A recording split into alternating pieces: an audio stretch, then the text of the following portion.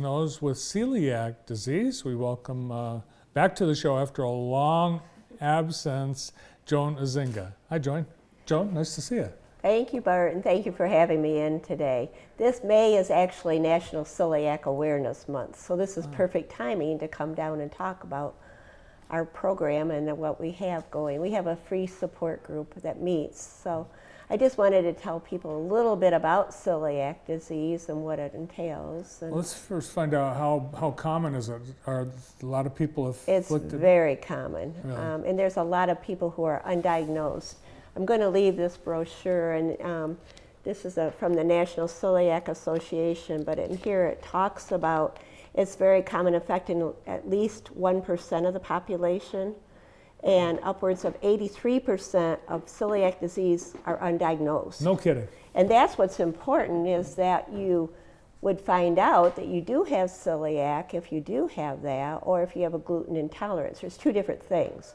Celiac disease is actually a genetically predisposed condition where there's two genes that they check, DQ2 and DQ8.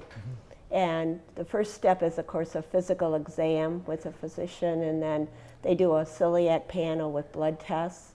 And then they follow that with an endoscopy to find out if they're doing samples.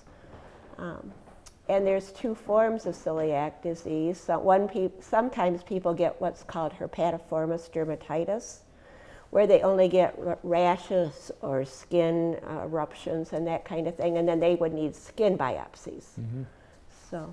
So we've all been with someone that says, "Oh, I'll have the gluten-free pizza." Right. And it's because, well, it could be because they have celiac disease, or because they think going gluten-free is more healthy. Right.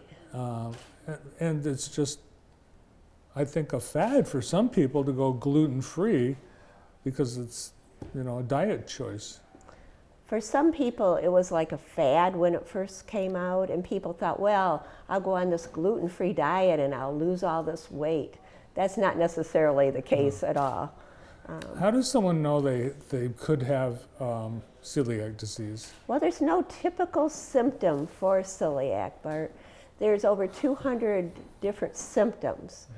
But it can range from GI issues, anywhere from constipation to GI diarrhea. It can be osteoporosis. Sometimes the first sign is osteoporosis or osteopenia, which is weakening of the bones. It could be brain fog.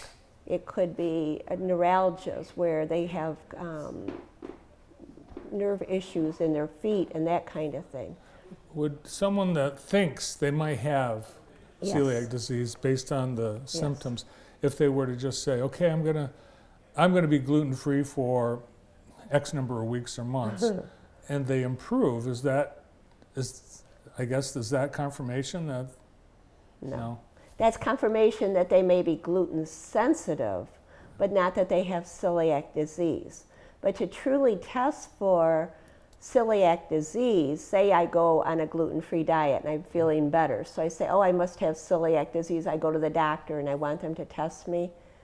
It doesn't work that way, because you could get a false negative, because you actually have to have eaten the gluten for 6 months before you get tested. No kidding. But most people, after they go on a gluten-free diet, if they have celiac disease, will feel better, and then they say, I'm not going back on a diet for 6 months because I don't want to feel bad for 6 months. So is the cure then just to avoid gluten? Currently, the only treatment for celiac disease is a gluten-free diet. But the problem is people will cheat just a little, and even an eighth of a teaspoon of gluten, if you have true celiac disease, will set up that immune response in the small intestine. And what happens is the villi, there's like little hair-like villi in the small intestine. When you have celiac disease, those are flattened, so you can't absorb the nutrients, you can't absorb your vitamins and minerals. And so truly, it's significant, it really is. And long term, you have a greater chance of developing like lymphomas, that kind of thing. Oh, so And it can shorten your life. it can shorten your life. And Wow. it can also lead to other autoimmune diseases, such as, diabetes, neuropathy, as I mentioned before, osteoporosis, osteopenia, the neurology, the nerve pain that you can get. You brought in some products. I we did. see gluten-free everywhere. You do, A lot you of do. restaurants and everything. So is it easier now? It is. Yeah. It is. I've had people who were gluten-free 40 years ago that came to my group, and they would say, it was terrible. There was nothing we could eat in the stores. Now, almost every store you go in will have some kind of product, and of course that's driven by finances and they want to sell their products, which of course makes sense. But that gluten-free bread in the freezer, it's still awful. Well, it's different. Yeah. Is that a good way to say it? It has a different taste. It toasts pretty well. Several restaurants now will actually have gluten-free buns, so we can actually go to some restaurants, we can go to pizza places that will have gluten-free pizzas and that kind of thing. If you're gluten sensitive, which is different than celiac disease, then you might be able to go off the gluten for a while and then go back on it. But truly, if you have celiac disease, and it oftentimes can affect children too. It may be seen as failure to thrive. It may be seen as ADHD symptoms. How many of those do we have in the world? Before the show, Joan, I asked you how long you've had celiac Yes. disease. You said 2015, but No, in reality, since 2000. 2000. Since 2000. But in reality, that's since you've been diagnosed. Yes. You could have had it for a long time before that. My suspicion is I did, because when I was even very young, I was in the hospital with my stomach, and I always had stomach issues. But that then, in fact, I'm a nurse. I'm a registered nurse. Yeah. I have a master's in nursing, but we never even learned about celiac disease in nursing school. It was not even brought up. Is it more common? I think everyone says, what's this about all these peanut allergies all of a sudden? I never Right. heard about that when I was a kid. Is that the same thing? Are we seeing more people with it, or are we just knowing more about it? I think we're diagnosing it more accurately and determining more people that have it. But I think people have always had it, but they've been misdiagnosed. And oftentimes people don't have any symptoms.